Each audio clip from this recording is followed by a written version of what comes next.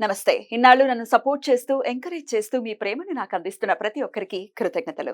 అలాగే ఈ వీడియో కూడా ఖచ్చితంగా మీకు ఉపయోగపడుతుంది. లైక్, షేర్ అండ్ సబ్స్క్రైబ్ చేసి మీ సపోర్ట్‌ని నాకు అందించండి. అలాగే ఈ వీడియో పట్ల మీకున్న అభిప్రాయాన్ని కామెంట్ సెక్షన్‌లో కామెంట్ చేసి తెలియజేయండి.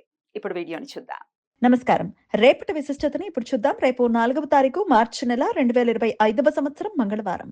శ్రీ క్రోధినామ సంవత్సరం ఉత్తరాయణం శిశిర ఋతువు శతభిషాకార్తె. రేపు ఫాల్గుణ మాస శుక్లపక్ష పంచమి తిథి మధ్యాహ్నం 3:16 వరకు, తదుపరి షష్ఠి తిథి.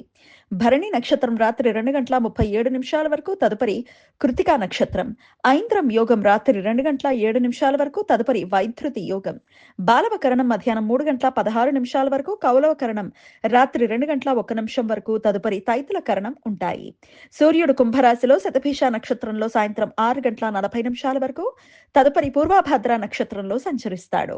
చంద్రుడు మేషరాశిలో సంచరిస్తాడు. నక్షత్ర వర్జం మధ్యాహ్నం 1:21 నుండి 2:49 వరకు, అమృతకాలం రాత్రి 10:12 నుండి 11:40 వరకు.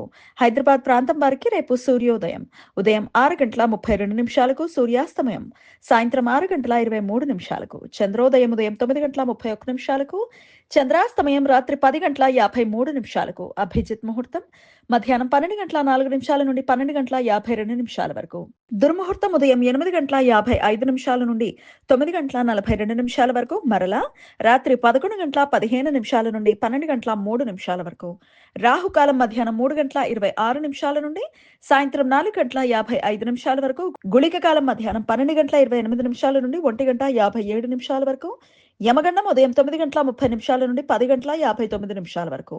రేపు స్కంద షష్ఠి పగటిపూట పంచమి తిథి, షష్ఠి తిథి కలిసి ఉన్న రోజు స్కంద షష్ఠి వ్రతం ఆచరించడానికి అనుకూలం.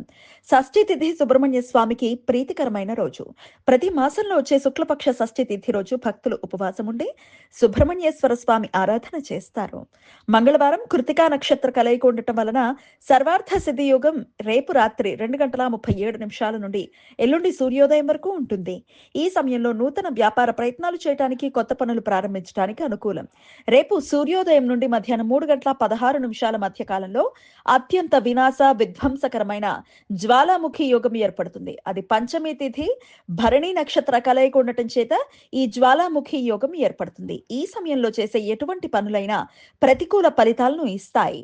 ఈ సమయంలో జన్మించే శిశువులకు అనారోగ్య లక్షణాలు ఉంటాయి కాబట్టి సరైన శాంతి విధానాలు చేయించుకోవటం అవసరం.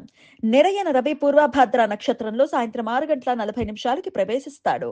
అప్పటి నుండి పూర్వభాద్ర కార్తె ప్రారంభమవుతుంది. ఈ సమాచారాన్ని మనకు అందించిన వారు మేడికొండూరు విశ్వనాథ్ ప్రసాద్ గారు. ఆయనకు కృతజ్ఞతలు తెలియజేస్తూ నారాయణ స్మరణతో సమస్త సన్మంగళాని భవంతు. నమస్కారం.